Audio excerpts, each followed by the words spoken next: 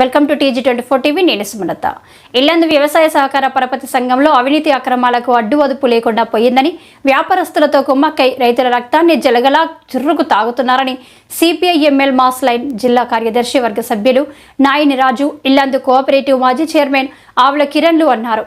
శుక్రవారం జరిగిన విలేకరుల సమావేశంలో పాల్గొని వారు మాట్లాడారు. కోఆపరేటివ్ సొసైటీ అధికారులు వ్యాపారస్తులతో కుమ్మక్కై యూరియా కట్టలను లంచాలకు అలవాటు పడి యథేచ్ఛగా వ్యాపారులు గోడౌన్లకు తరలిస్తున్నారని అన్నారు.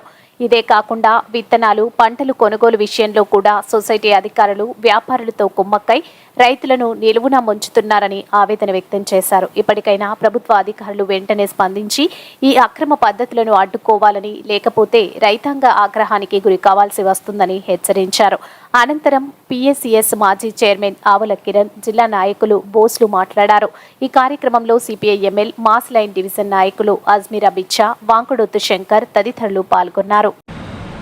యూరియాని వ్యాపారస్తులు సొసైటీ నుంచి 285 రూపాయలకు కొనుగోలు చేసి, ఆ తర్వాత అదే యూరియాని రైతులకి 350 నుంచి 400 రూపాయలకు విక్రయించి, లేదా వారికి పంట దిగుబడి వచ్చిన తర్వాత అప్పుడు లెక్కలు చేసేటప్పుడు ఈ 400 రూపాయలకు మళ్ళీ వడ్డీ కట్టుకొని 550, 500 దాకా వాటికి ధర రైతులు చెల్లించాల్సిన పరిస్థితిని కూడా మనం చూస్తాం. ఇది చాలా దారుణమైనటువంటి పరిస్థితి. వ్యవసాయ శాఖ అధికారులు కానీ, ప్రభుత్వం కానీ పేపర్లలో వస్తున్న ప్రపంచం ఇందులో అవినీతి జరుగుతుందని చెప్పి మాట్లాడుతూ ఉన్నా ఎవరూ పట్టించుకున్నటువంటి దారుణమైనటువంటి పరిస్థితి మనం చూస్తూ ఉన్నాం.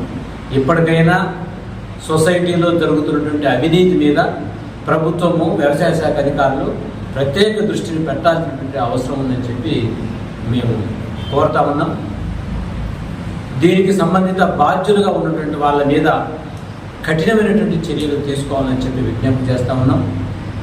రైతు సోదరుల్ని నిలువునా ముంచుతున్నటువంటి, దోపిడీ చేస్తున్నటువంటి, రైతుల రక్తాన్ని జుర్రుకు తాగుతున్నటువంటి ఈ వ్యాపార వర్గం మీద కూడా ప్రత్యేకమైనటువంటి దృష్టిని వ్యవసాయ శాఖ అధికారులు దృష్టి సారించాలని చెప్పి మేము విజ్ఞప్తి చేస్తాం. ఎరువులే కాదు, సొసైటీ ద్వారా ధాన్యం దిగుబడి, జొన్నల దిగుబడి వచ్చిన తర్వాత రైతుల దగ్గర నుంచి నేరుగా కొనుగోలు చేయాల్సినటువంటి సొసైటీ గత సంవత్సరం రైతులు ఆందోళన చేస్తే తప్ప, ఉద్యమిస్తే తప్ప కొనుగోలు చేయలేదు.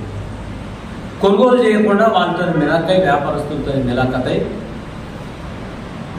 అనేక రకాల చిన్న చిన్న కారణాలు, కాదులు చూపెట్టి కొనుగోలు నిలిపివేసి, తప్పని పరిస్థితుల్లో రైతులకి దిక్కుతోచని పరిస్థితుల్లో మళ్ళీ తిరిగి వ్యాపారస్తుల దగ్గరికి వెళ్ళి ధాన్యాన్ని, జొన్నల్ని అమ్ముకోవాల్సినటువంటి పరిస్థితికి నెట్టబడతాము.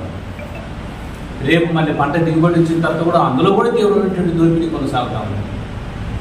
గ్రామీణ ప్రాంతాల్లో ఉన్నటువంటి వ్యాపార వర్గం అంతా కూడా అధికారం ఎటువంటి అటు టీఆర్ఎస్ అధికారులు ఉంటే టీఆర్ఎస్తోని, కాంగ్రెస్ అధికారులు ఉంటే కాంగ్రెస్తోని, మళ్ళీ ఏ వర్గంలో ఉన్నా అందరూ ఒకే పార్టీ కింద ఉన్నా మళ్ళీ వాళ్ళ మధ్య ముఠా కొట్లాటలు, తగాదలు, రైతుల్ని దోపిడీ చేసే విషయాలు మాత్రం అందరూ ఐక్యంగా ముందుకు పోతున్న పరిస్థితి చూస్తున్నాం. విపరీతమైనటువంటి చక్ర వడ్డీలు, భారీ వడ్డీలు వేసి రైతుల్ని నిలువునా ముంచుతున్నటువంటి పరిస్థితిని చూస్తాం.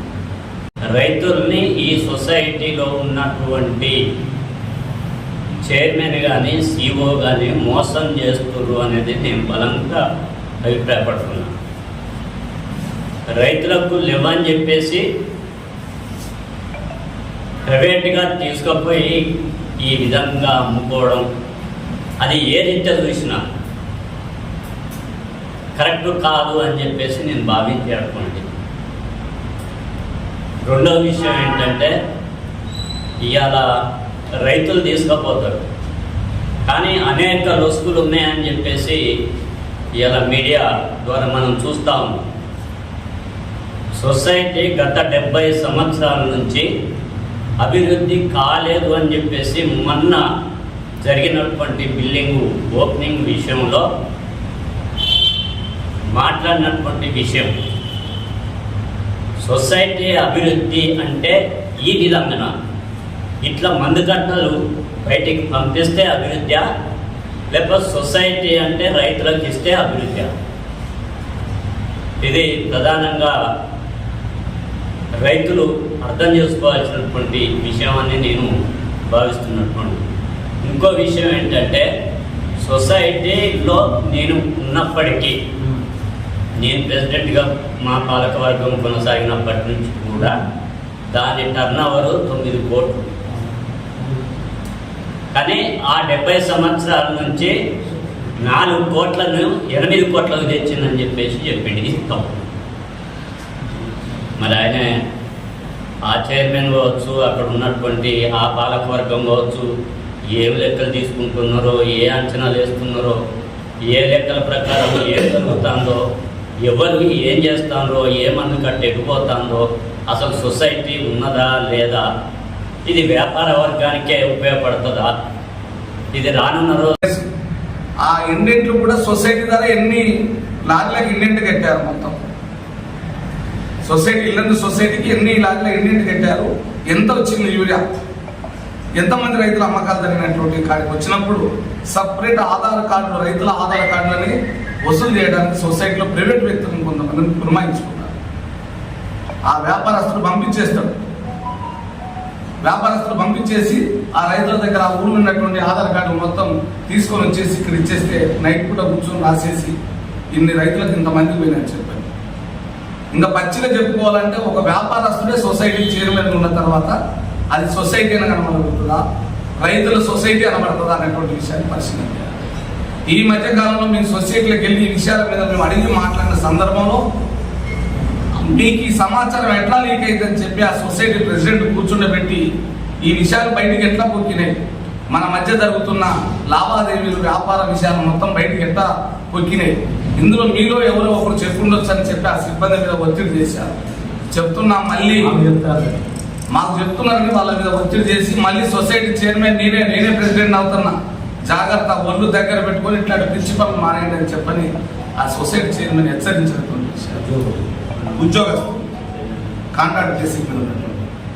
Please subscribe the TG24 TV। TG24 के लिए भी सब्सक्राइब करो, हर लोग पूरा देख लेंगे, पूरा ऑल ओवर इंडिया में आपका चैनल को सक्सेसफुल होना।